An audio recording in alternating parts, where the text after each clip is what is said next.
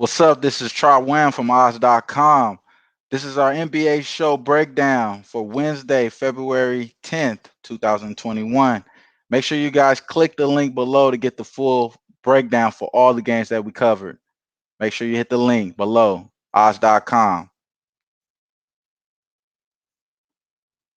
And I'm actually going to start off with this Luka Doncic and Trey Young matchup. This is an Atlanta Hawks team. This is an Atlanta Hawks team that is going to on the road to play Dallas Mavericks. Dallas Mavericks right now they're at -4. The over/under is set at 233 and a half. Now the Atlanta Hawks are currently dealing with injuries, spite of the boatload. I may say. DeAndre Hunter out with a knee surgery that was successful today, so congrats there. But it seems like he's going to be out for an extended period of time. Bojan Bogdanovic still has been out, expected to return though in March for the Atlanta Hawks.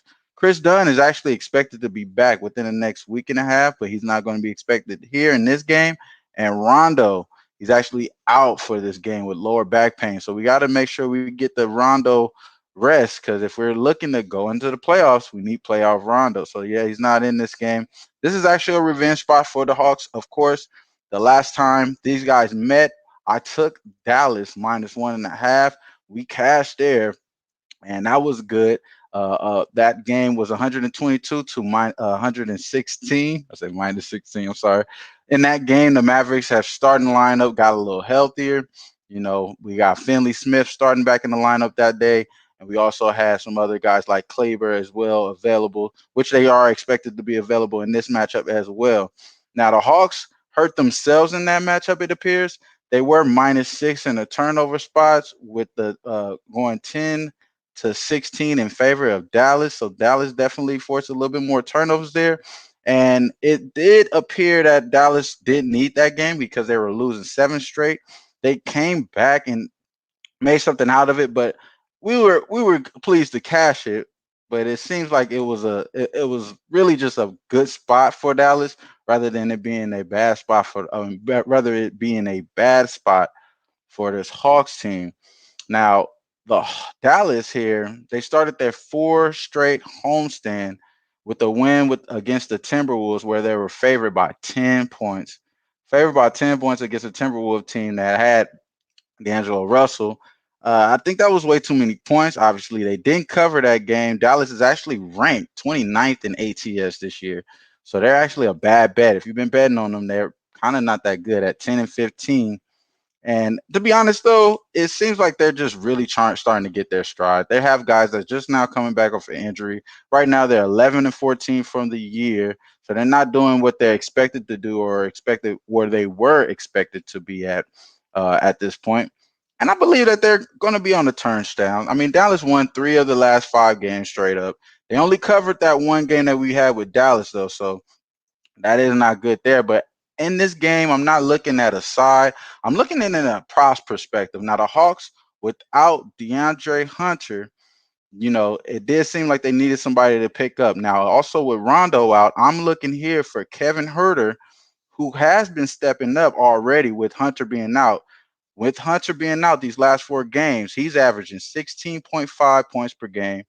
And also, within that being said, he had 21 points in that game against the Mavericks the last time out. So he already got points off of the same lineup that we're seeing here.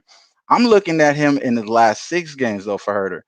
He's averaged 13.6 points per game, 4.4 assists. That's shooting at 46 field goal percent from the field, at 47% from the three.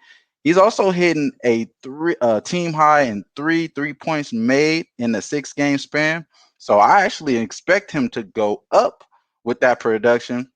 Also, if you're looking as far as the top aside here, I definitely would lean towards the Mavericks, but it's kind of a tricky spot here. The Mavericks been giving up a lot of points lately, actually giving up 133 points per game the last 3 games. I had to make sure that was right. That is actually correct. They're giving up 133 points per game in the last 3 games. That's good for this Herder prop that I'm thinking about. So 118 points for this Atlanta Hawks team. This is a revenge spot again.